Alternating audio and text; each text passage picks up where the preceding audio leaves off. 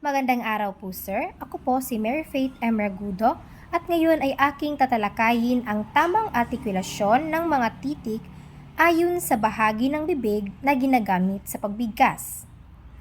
Una, panlabi. Ang mga titik na panlabi ay binibigkas gamit ang mga labi. Mga halimbawa: B. Bola, bola. P. Papel, papel. M. Mesa, mesa. Ang pangalawa naman ay ang pangngipin.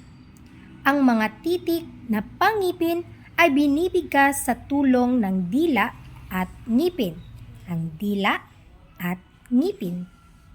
Mga halimbawa: T. Tasa, tasa. D. Damo, damo. N. Nanay, nanay. Ang pangatlo naman ay ang panggilagid, gilagid. Ang mga titik na panggilagid ay binibigkas kapag dumadampi ang dila sa gilagid. Mga halimbawa: S. Sapatos, sapatos. L. Lapis, lapis. R. Rosas, rosas. Ang pang-apat naman ay ang pangalangala. Ang mga titik na pangalangala ay binibigkas gamit ang ngalangala o palate. Mga halimbawa: Y. Yellow, yellow. K. Kape, kape. G.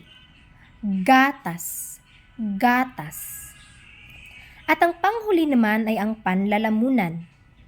Ang mga titik na panlalamunan ay nagmumula sa lalamunan.